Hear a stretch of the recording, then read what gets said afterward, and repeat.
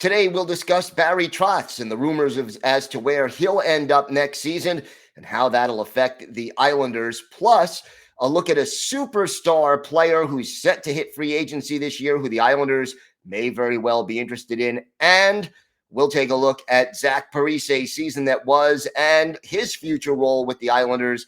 All that still to come on today's Locked On Islanders podcast. Your Locked On Islanders, your daily podcast on the New York Islanders. Part of the Locked On Podcast Network, your team every day.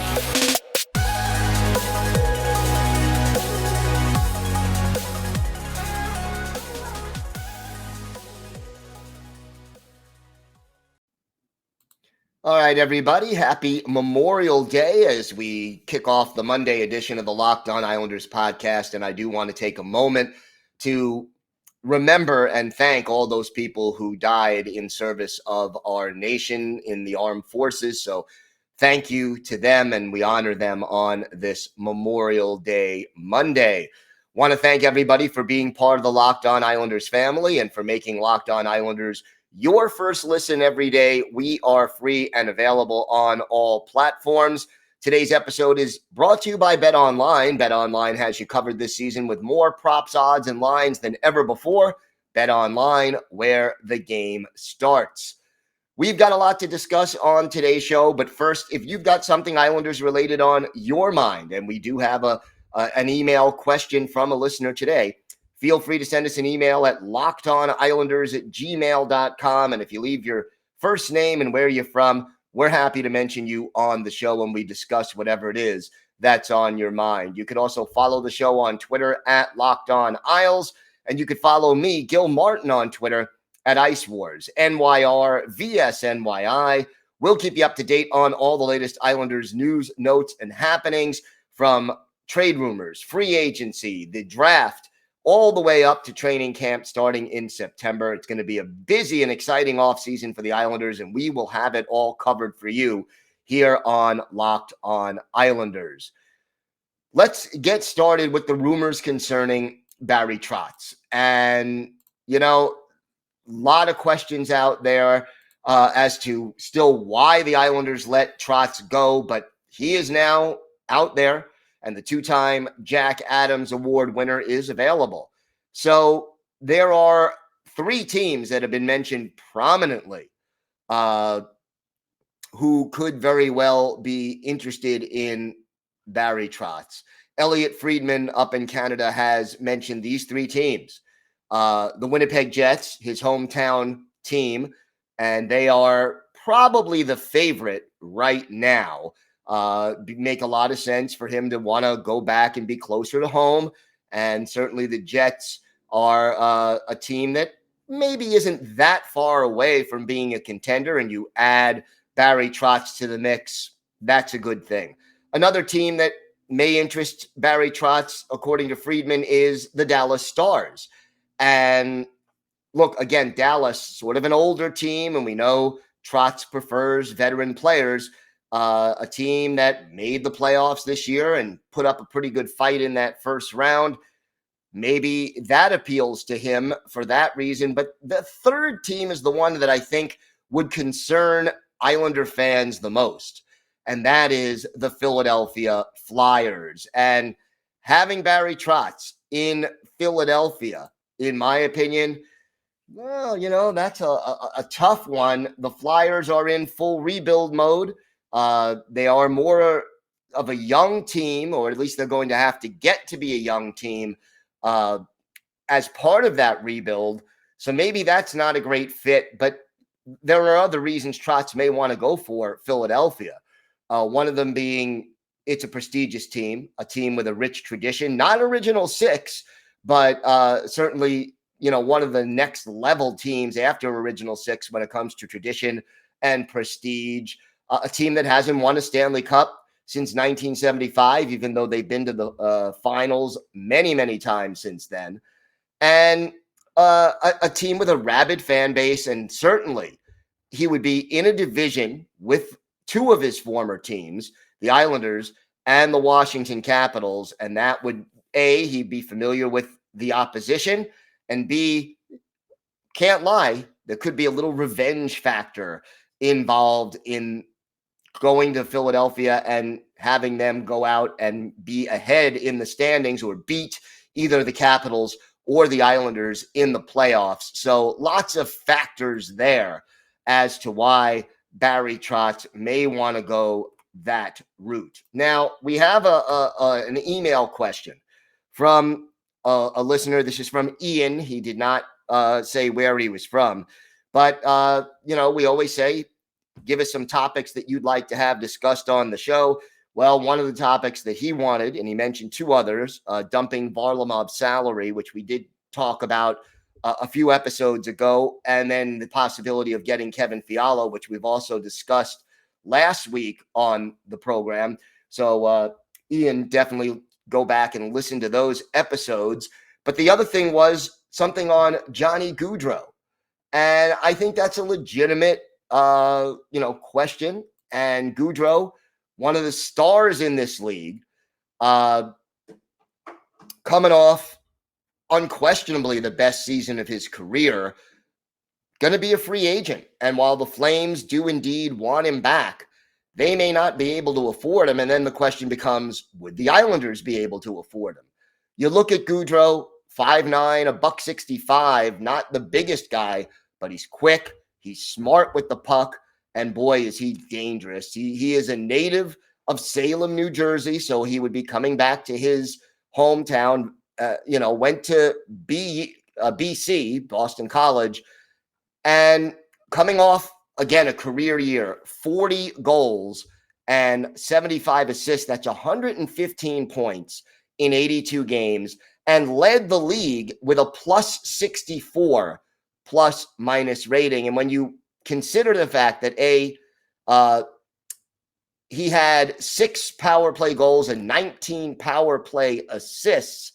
So he can help with the power play, but B, that plus 64 looks even better when you take into consideration the fact that he sees a lot of time on the power play, and that all of those power play points, 25 of them to be exact, do not factor in to his plus minus. So, here's a guy who doesn't take a lot of penalty minutes. He had 26 penalty minutes in 82 games, which tied his career high.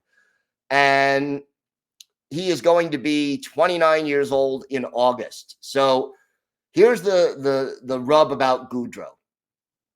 Because he is coming off that very successful season, most experts say he will probably cost between $9 and $10 million a season. And in order to lock up Johnny G, you're going to have to probably go with a 6 or 7 year contract. So at the end of the day, with Gaudreau, maybe you're getting 4 years, 5 years tops before he starts to slow down. Maybe as a smaller player, he may start to wear down a little sooner when he starts to lose a little bit of his speed and slow down. But again, we don't know that for sure.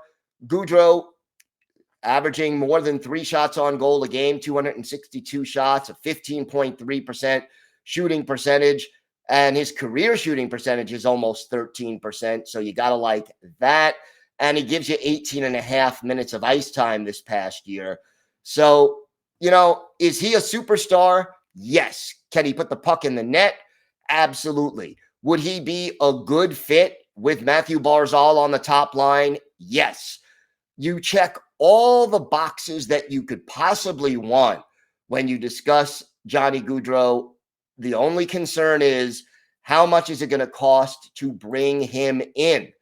And the Flames are up against the cap right now because they still have some other players who are restricted free agents who they need to re-sign in Matthew Tkachuk, Andrew Mangiapane, and you want to sign those 2 guys, and you may not have a lot of room left to add Gaudreau. So it's going to be tight for the Flames. And Gaudreau, look, he had a 6-year deal just now, averaging $6.75 million. It's going to be about $9 million, maybe closer to $10 million to try to sign him if you go toward the 7 or 8 year deal. Maybe you can get him closer to 9 or 9.5 a year. But I'll say this. While the Islanders are up against the salary cap and Gaudreau would make it very difficult to fit some of the other players the Islanders want to re-sign in, if you can get Johnny Gaudreau at 9.5, even at $10 million a year, he is a transformational player.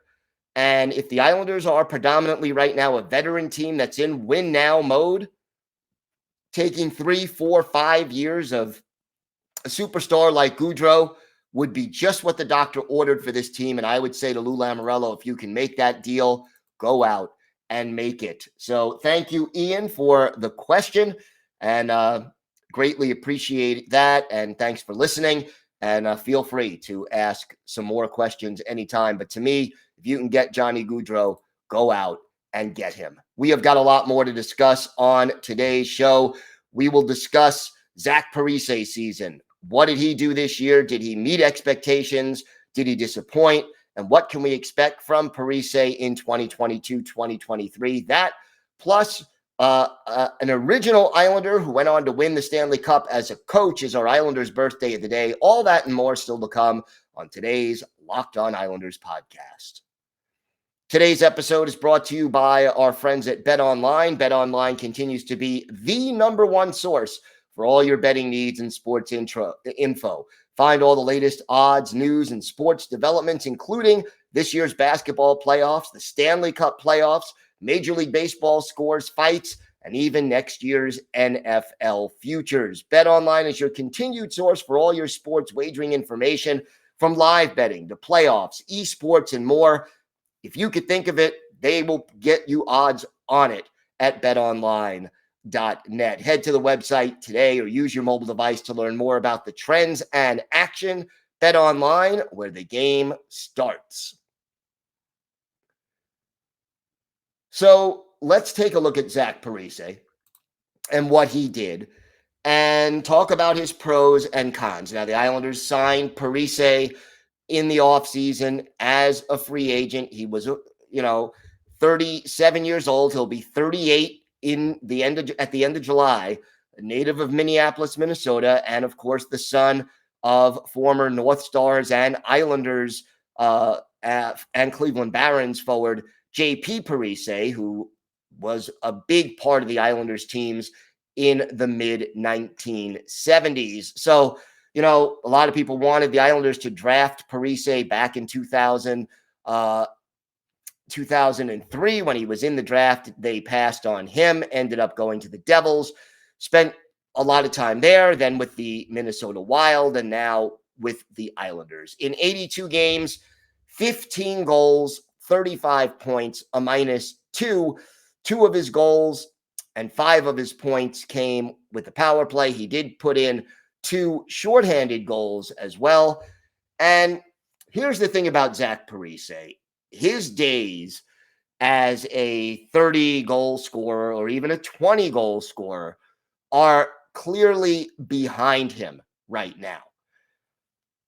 But if you want to put someone on your third or fourth line who's going to hustle, who's going to play sound positional hockey, who can pinch in and kill penalties and be on the second power play unit if you need him, who's experienced and a leader, Zach Parise is a good fit for you. Now, he got off to a very slow start offensively, did not score a goal in his first 22 games, but he did finish a lot stronger than he started, had a few 2-goal games this year, and at the end of the day, 15 goals and 35 points for a third-line winger is not all that bad, and more or less right on par with where he was the previous season in 2020-2021.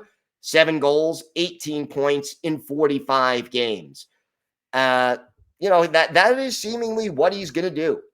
And in Zach Parise, what the Islanders have is almost like an extra assistant coach on the ice.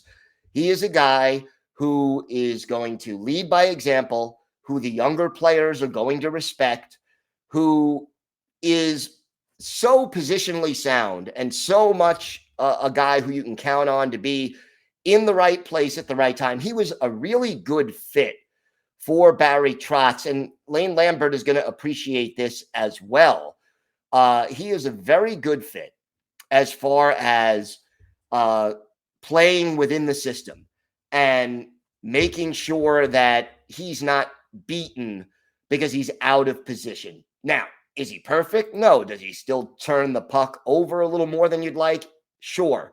But most of the time, you're going to, A, get smart hockey from Zach Parise, and B, one thing you're definitely going to get is you're going to get every ounce of effort that he has to offer. He doesn't leave anything left in the tank at the end of the game. You know that he's going to hustle. He's going to work hard in the corners. He's going to do all the little things that you want a hockey player to do. Now, only 138 shots on goal in 82 games. That's about 1.5 shots, a little bit more than 1.5 shots on goal per game. Maybe you would like to see him shoot the puck a little bit more, but again, that's something that the Islanders, he's far from the only player who doesn't do that. And he gave the Islanders an average of 15 minutes and 17 seconds of ice time per game, which is about a little less than a minute and a half more than what he had the year before with Minnesota. So to me, Parise would fit on the third line. If someone gets injured, can you move him up to the second line for a game or two in a pinch? Yeah, but it wouldn't be a good long-term move.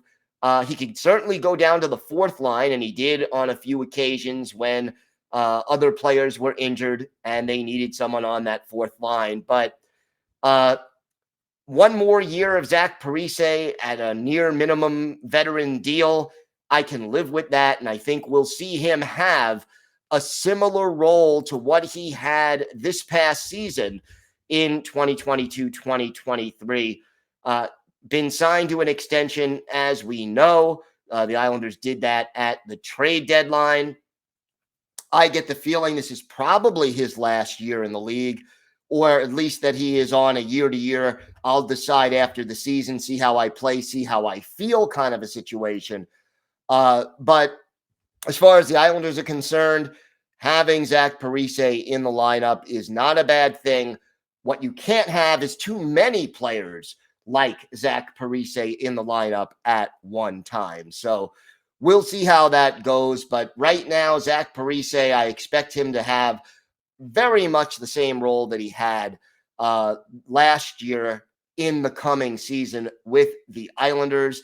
And I think that is a solid, tool to have in your toolbox if you are the New York Islanders. When we come back, we've got a first-year Islander who was involved in a big trade that had a big impact on the Islanders. And then after he retired as a player, won a Stanley Cup as a head coach in the NHL. Let's see if you can guess who that is. That and more still to come on this episode of the Locked On Islanders podcast. Time now for our Islanders birthday of the day. And we are a couple of days late, but Saturday was the 79th birthday of former Islanders forward Terry Crisp, the native of Parry Sound, Ontario, which is also where Bobby Orr was from.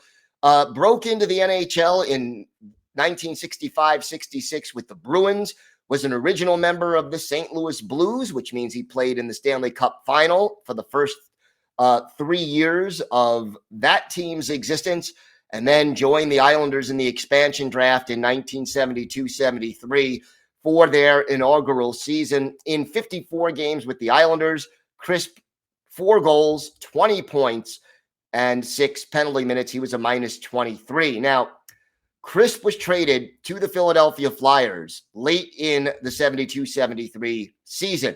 Do you know who the Islanders got back in the trade for Terry Crisp? The late Jean Potvin.